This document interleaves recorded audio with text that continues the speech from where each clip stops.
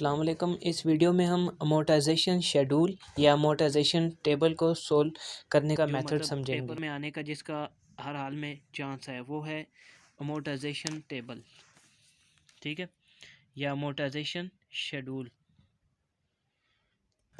Amortisation table, ठीक है, और उसका जो दूसरा नाम है अमोर्टाइजेशन शेड्यूल। और ये बात याद रखनी है कि इसका जब प्रॉब्लम आएगा, यानी कि कोई भी क्वेश्चन आएगा, ठीक है, पेपर में या वैसे अगर बंदा खुद एग्जांपल्स वगैरह कर रहा हो तो उसमें वो मेंशन करेगा कि आप जो है ना, ये जो भी अमाउंट्स है, बेशक वो ज़्यादातर जो ये याद रखना है कि जो अमोर्टाइजेशन टेबल होता है ना, ये लोन के मतलब ना रिलेटेड आता है। और लोन हमेशा जो है ना उसकी क्या दी होगी, प्रेजेंट वैल्यू दी होगी। और ये भी याद रखना है कि एन्युटी और इसमें डिफरेंस मतलब ना कैसे करेंगे, कि एन्युटी का कैसे पता चलेगा और अमोर्टाइजेशन टेबल का बनाएंगे। थोड़ा सा जो है ना तरीका दोनों का एक ही जैसा है, बस उसमें जो था फार्मूला यूज़ करते थे। और अगर क्वेश्चन में वो मेंशन कर दे कि अमोर्टाइज करें इसको, या अमोर्टाइजेशन टेबल से बनाएं या शेड्यूल से बनाएं, तो फिर हमें अमोर्टाइजेशन टेबल वाला जो है मेथड से करना पड़ेगा। अब इसके लिए भी मैंने एक जो है ना, यानी कि आप लोगों की प्रैक्टिस अच्छी तरह से हो जाए, उसके लिए मैंने जो है ना एक लिया हुआ है सेल्फ करेक्शन में से प्रॉब्लम, उसका जो है कितना नंबर 5 वाला। और ये याद रखना हमेशा इसमें क्या प्रेजेंट वैल्यू दी होगी, फ्यूचर का नहीं बनाते हैं अमोर्टाइजेशन टेबल, ठीक है। अब जैसे डेटा पढ़ लें, ठीक है, you borrowing $10,000 at 14% compound annual interest for 4 years. जो जो डेटा आपको मिल रहा है उस पर थोड़ा थोड़ा अंडरलाइन करते जाएं ताकि डेटा कलेक्ट करने में इजी हो, ठीक है। अब वो बोल रहा है the loan repayable in 4 equal instalments payable at the end of each year.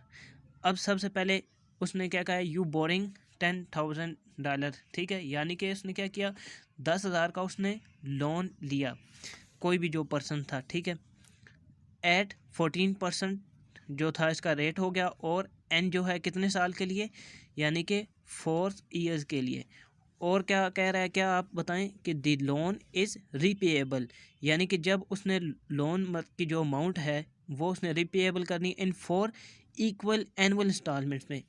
तो इसकी इक्वल जो है इंस्टॉलमेंट वो नहीं दी हुई, ठीक है, इक्वल इंस्टॉलमेंट यानी कि किस्तों में, यानी कि वो कितना उसको देना पड़ेगा 4 ईयर्स के लिए, यानी कि पहले साल कितना, दूसरे साल, इस तरह से, ठीक है। Payable at the end of each year, हर साल में। अब नीचे ए पार्ट में ये कह रहे हैं what is the annual payment that will completely amortize. अब देखें इधर इसने मेंशन कर दिया कि इसकी एनुअल पेमेंट कितनी होगी, यानी कि सालाना, ठीक है। और बोल रहा है इसने यहाँ पर मेंशन कर दिया कि इसको क्या अमोर्टाइज दी लोन अमोर्टाइज करें, ठीक है, यानी कि अमोर्टाइजेशन टेबल या शेड्यूल उसकी मदद से इसको सोल्व करना है, ठीक है। ओवर कितना कितना मतलब सालों के लिए बनाना है, 4 ईयर्स के लिए। और बी में क्या कह रहा है, of each equal payment what is the amount of interest, ठीक है, फ़िलहाल जो है ना अमाउंट ऑफ इंटरेस्ट और the amount of loan principal की ये कितनी होगी। सबसे पहले डेटा कलेक्ट कर लेते हैं इसमें से। लोन का मैंने कहा था हमेशा उसकी कौन सी वैल्यू दी होगी, प्रेजेंट वैल्यू। प्रॉब्लम नंबर ना ये सेल्फ, ठीक है, सेल्फ करेक्शन का प्रॉब्लम है, उसका प्रॉब्लम नंबर 5। तो अब जो है उसने जो डेटा दिया है पहले उसकी एक समरी बना देनी है आपने, ताकि जो उसको सॉल्व करने के लिए ना हमें इजी हो जाए। सबसे पहले मैंने कहा था कि जब भी वो अमोर्टाइजेशन में लोन की ज़्यादातर बात करता है, ठीक है, तो वो हमारी क्या होती है, प्रेजेंट वैल्यू ही होगी लास्ट हर हाल में, ठीक है। फ्यूचर वैल्यू किसी ने भी नहीं लेनी, गलत हो जाएगा। तो ये कितना था, $10,000 थे उसके, ये देख, ठीक है। और एट परसेंटेज कितनी, यानी कि आर या आई, यानी कि जो रेट दिया था कितना 14%, कितने ईयर्स के लिए, यानी कि एन हमारा कितना हो गया 4 ईयर्स। और हमें फाइंड करने के लिए वो क्या बोल रहा है, एक तो उसने बोला कि इसको क्या करना है, अमोर्टाइज करना है, मोर्टाइज अमोर्टाइज़ करना है, यानी कि अमोर्टाइजेशन टेबल से करना है, ठीक है। और हमें उसने क्या पूछा, the loan is repayable in 4 equal instalments. अब देखें उसने ये नहीं बताया कि हर साल वो कितनी इंस्टॉलमेंट्स देगा, यानी कि आर यहाँ पर हमें फाइंड करना है। और आर अब इसमें क्या होगा, इक्वल इंस्टॉलमेंट्स, यानी कि वो कितनी, मतलब ना हर साल कितनी इंस्टॉलमेंट वो उसको देनी पड़ेगी। अब यहाँ पर फार्मूला से पहले हम लोगों ने वो मतलब ना आर फाइंड कर लेना है, फिर उसके बाद जो है अमोर्टाइजेशन टेबल जो है ना, जो उसका फॉर्मेट है, फिर उस तरह से करना होगा। सबसे पहले अब फार्मूला जो है इसका, फार्मूला वही जो है एनओटी वाला, ऑर्डिनरी एनओटी वाला ही होगा, ठीक है। वो भी प्रेजेंट वैल्यू का, ये याद रखना है आपने। प्रेजेंट वैल्यू आर और इंटरेस्ट फैक्टर आ जाएगा 1 माइनस, ठीक है, प्रेजेंट वैल्यू है तो फिर 1 प्लस इंटरेस्ट, ये जो है ना 1 माइनस ऊपर के साथ है, 1 divided by 1 plus power n है, और होल जितना भी आएगा इसका डिवाइड करेंगे इंटरेस्ट रेट से, और ब्रैकेट क्लोज। और अब जो है इनकी वैल्यू लिखते हैं। प्रेजेंट वैल्यू कितनी है, 10,000। आर हमने फाइंड करना है, यानी कि इंस्टॉलमेंट उसने कितने देनी है, और ये इंटरेस्ट फैक्टर की अमाउंट लिख लेते हैं। उसने 1 पॉइंट बोला, 1 मान के माइनस, ठीक है, 1 divided by 1 plus interest rate कितना दिया, 14%, और कितने साल के लिए, 4 साल के लिए। Whole divided by interest rate ही करेंगे, यानी कि 14%, ठीक है, होल ब्रैकेट क्लोज। और इसी का इधर आगे कर देते हैं, ठीक है। 10,000 था हमारे पास प्रेजेंट वैल्यू, और अभी तक फाइंड नहीं किया। अब इंटरेस्ट फैक्टर की जो है ना, जो भी अमाउंट आती है वो भी कैलकुलेटर से जल्दी से कर। तो ये जो इंटरेस्ट फैक्टर है इसको मैं कैलकुलेटर में मैंने लिख दिया, ठीक है। 1 minus 1 divided by 1 plus interest rate था 4%, और ब्रैकेट पावर कितना था, 4, यानी कि ईयर्स कितने दिए थे, 4 दिए थे। उसको इक्वल मैंने दबाया तो ठीक है, ये आ गया। अब उसको क्या कर देना है, डिवाइड कर देना है, यानी कि डिवाइड कितना, 14%। तो 14% डिवाइड किया तो कितना, 2.91 हमारे पास ये आया है, ठीक है। 2 पॉइंट, अब जो है इंटरेस्ट फैक्टर तो हमारे पास आ गया ना, 2.9137, ठीक है। ये इंटरेस्ट फैक्टर की अमाउंट आई है हमारे पास, ये वाले। अब जो है उसको दोबारा से अरेंज कर लेते हैं। आर इज़ इक्वल टू, ठीक है, प्रेजेंट वैल्यू जो आई थी वो, और डिवाइडेड बाय हो जाएगा जो हमारे पास इंटरेस्ट फैक्टर आया था, ये 2.9137। और अब आर आ जाएगा हमारे पास, ठीक है, 10,000, ठीक है, डिवाइडेड बाय 2.9137। अब ये अमाउंट लिख ली। अब इसके जो भी आ रहा है वो हमारी क्या हो जाएगी, यानी कि हमें हर बार जो इंस्टॉलमेंट पे करनी पड़ेगी हर साल, वो कितनी है, ये $3,432 जो है हर बार उसे पे करने पड़ेंगे, $3,432। ये इसकी क्या है, और निकाला हमने इक्वल इंस्टॉलमेंट जो पे करेगा, ठीक है। अब जो है जो मतलब जो टेबल बनाना है हमने, अमोर्टाइजेशन टेबल, हेडिंग देना लाजमी है, ठीक है, नहीं तो आगे आरिफ सर नाराज़ हो जाते हैं फिर। अमोर्टाइजेशन टेबल है, ठीक। सबसे पहले क्या लिखना होगा, जो हमारा कॉलम बनेगा वो आएंगे उसमें ईयर, ठीक है। ईयर कितना उसने बोला, 4 साल के लिए, 0, 1, 2, 3 और 4 ईयर्स हो गए हमारे, ठीक है। उसके बाद आ जाएगी जो इंस्टॉलमेंट हमने पे की हर साल,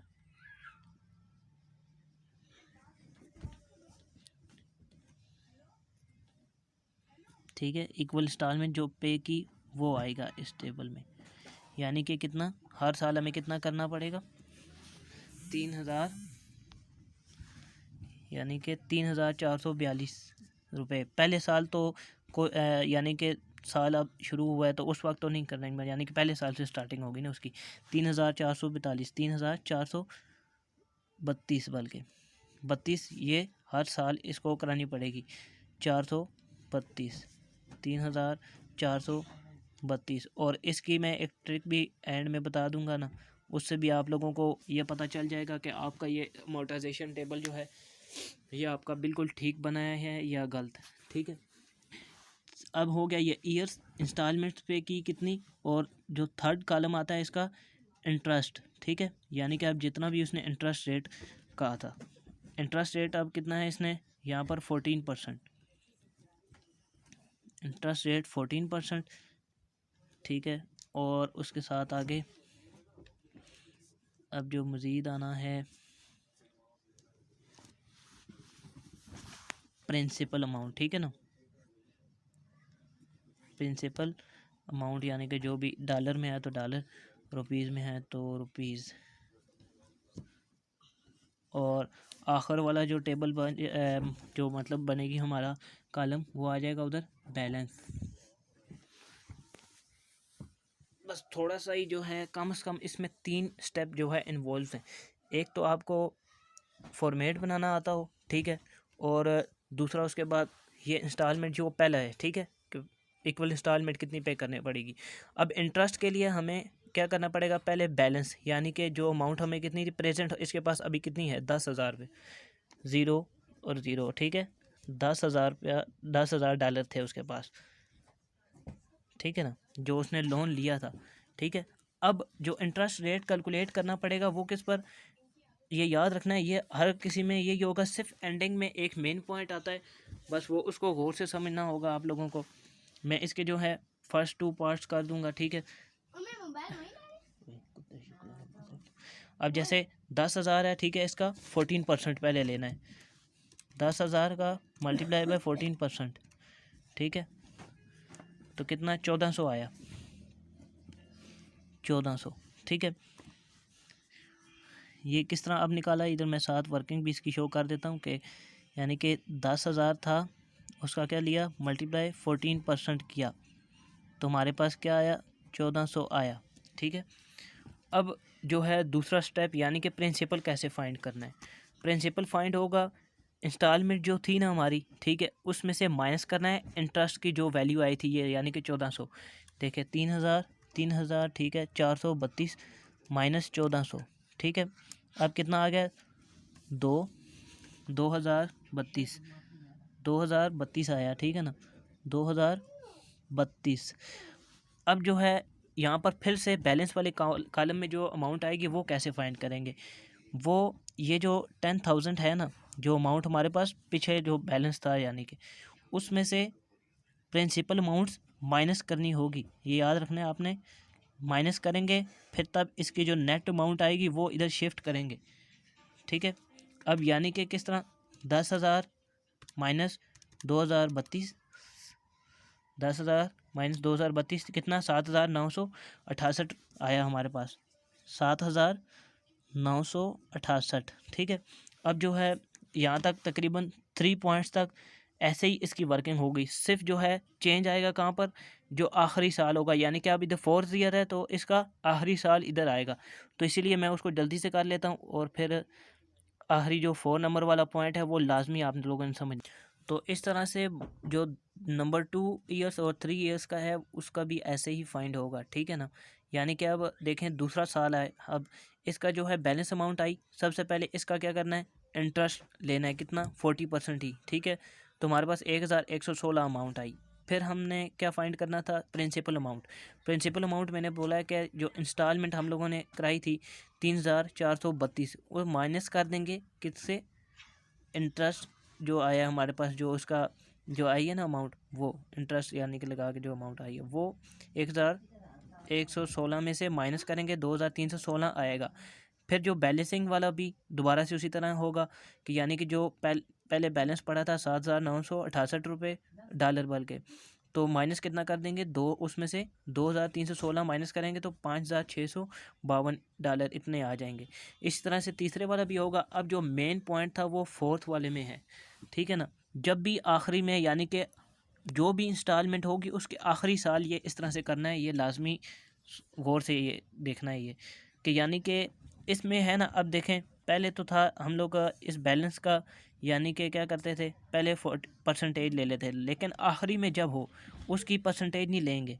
यानी कि 3000 एक जो आया 11, इसको प्रिंसिपल अमाउंट में एज इट इज़ लिख देंगे 3011। और अब क्या करेंगे, इंटरेस्ट कैसे फाइंड करना है, ठीक है। अब इंटरेस्ट ऐसे फाइंड होगा कि यानी कि जो इंस्टॉलमेंट वाली अमाउंट है और प्रिंसिपल वाली अमाउंट, इन दोनों का डिफरेंस ले लेना है, ठीक है ना।